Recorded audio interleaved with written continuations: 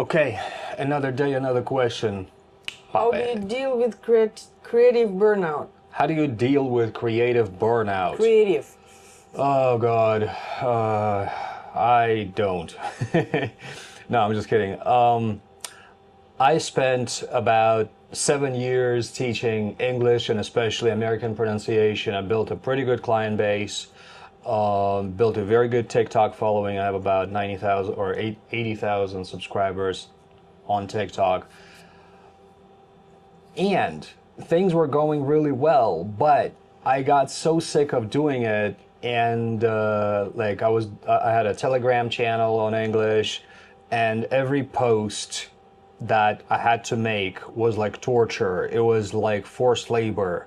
I mean, I had to write just a few bits of text or post a video, and it got so bad. I hated doing it so much that I realized that I burned out, and the taking breaks didn't really help. So the only thing that I came up with was just completely switch my emploi, my what do you call it in English? Basically what I do. I had to change what I do. So now I'm slowly stepping away from teaching, and while I do have still clients that I teach American pronunciation, I mean, I'm a native Russian speaker, but I'm focusing on my YouTube. I have my own YouTube channel, Yulitka, which deals with living abroad as an expat or a nomad. And I like doing that a lot. So, long story short, how do I deal with creative burnout? I change what I do. That's how I deal with creative burnout. I think what you describe is not like creative burnout, is like burnout about your... It's also creative burnout because I couldn't come up with new topics for the channel. Like I said, every post that I had to make was like torture. And you're right that it's general burnout, but creative burnout is part of it. Because you can still be interested in what you're doing, have like emotional like power, let's say, if I can say so, emotional strength to do so. But you can have, I think, creative burnout. It means like no ideas for like topics, etc., etc. It's part of it. Creative burnout is part of the burnout. I had it at some point. I didn't have like any interest in posting like posts in my Telegram channel, but I didn't have like general burnout. I still was interested in what I do, like general topic So, people's behavior when they're losing weight, to help people to change their behavior in order to losing weight and have like new skills, new habits, etc., etc. so what did you do? I just paused for a week. I just wrote a topic in my Telegram channel that I don't have any, I don't know, wish to write a post right now. And actually, I just switched to like live, I think. Yeah, I did live. I just invited my subscribers to join me to live, and they helped me to choose topic. Like a live session? Live session, live, yeah. Like live broadcast? Yeah, live broadcast. Just I asked them to help me like to choose topic. It was like stress or something.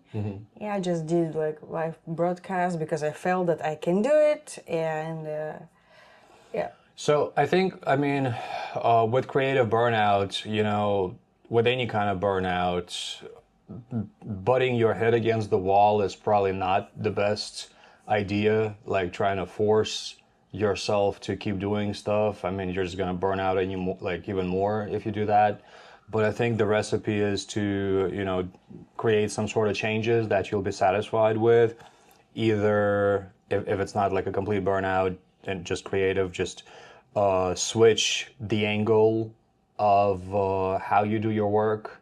maybe, do a different medium if you're like a digital creator, or switch from posts to like live broadcast. But some sort of a change is definitely required. And if you're completely burned out like I did, Yeah, then because actually burnout. let me Sorry. finish.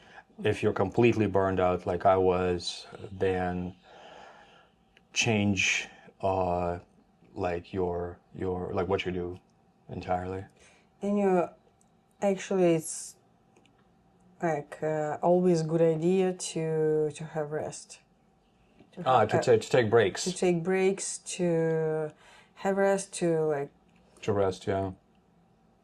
to rest, because burnout means you don't have any power, yeah, like inner power to do anything, like your emotional state also, like you don't have Yeah. yeah. It's true. Take a vacation, give yourself a vacation. Means that you have a lot of like stress load. It calls allostatic loads. It's called, yeah, sorry, allostatic load. So Allostatic load. allostatic load Interesting. is amount of stressors you have at the same Okay, time. I didn't know that. Yeah, Cool. and if this allostatic load превышает,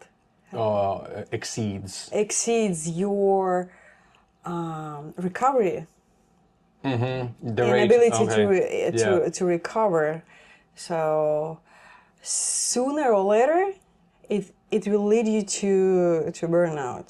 So better not to let you to be at that point. Better not let yourself get Yeah. to that point. These are little Yeah. fruit flies. Always a good idea to find your like sweet spot, the amount of stressors that you can handle, that you can recover. Consistently. It means that you can recover from. If you don't, just maybe it's time to, if you feel that you're tired all the time, etc., etc., maybe it's time to reconsider what you do, maybe to reduce some stressors, like maybe have just sometimes just having enough of sleep, like enough sleep is.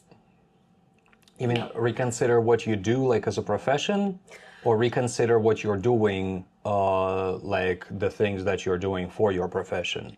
The things, what you're doing for your profession, the things that you like, stressors that you deal with every day, On an like, everyday basis. On everyday basis. But stressor is like we can have like emotional stressors, social stressors, like maybe, or environmental stressors. Like in Vietnam, we were close to, I think, burnout. I was close to burnout of living in this country. Yeah, we were close to burning out in this country because Vietnam, while it's full of lovely people, it's very safe, it's very beautiful, but it's a very noisy country to live in. Like you always have noise pollution. It could be like street food vendors, or karaoke, or honking, like incessant, almost constant honking, bars downstairs in our building, stuff like that.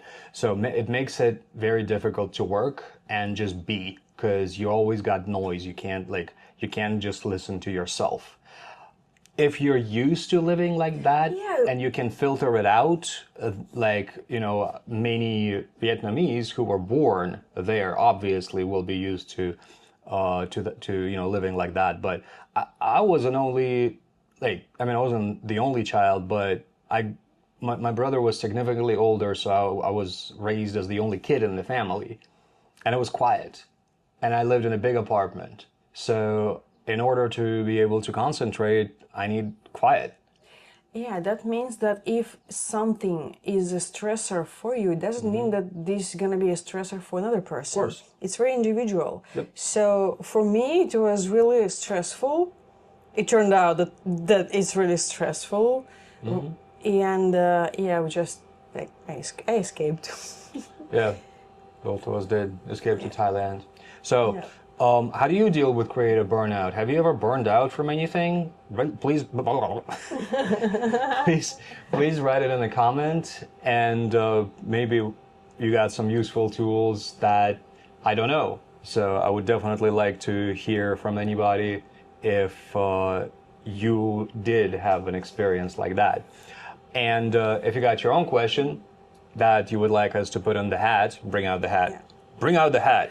And I think I have to make a video, a separate video about stress and what does it mean, what it means. Just yeah. destroyed my epic announcement of bring out the hat. You shall not pass. Yeah. Yeah. Okay. Come on. Don't interrupt. Anyway, I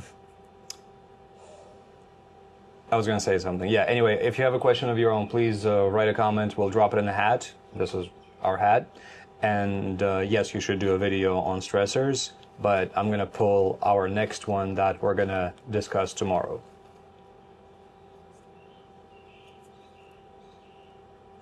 Oh, I love this. This is a good one. Are goals overrated? Oh, yeah. Are goals overrated? one. I definitely have a few things to say about that one. So stay tuned and don't forget to give this video a like and subscribe to the hat for a lot more randomness. But maybe it'll become less random if you add your own questions to the mix. We still have about, I think, like 50 in here, and then we'll think of probably slightly different direction for this channel. But so far, so good. Anyway, our goals overrated. Stay tuned for tomorrow. That's what we're going to do. And thank you for watching.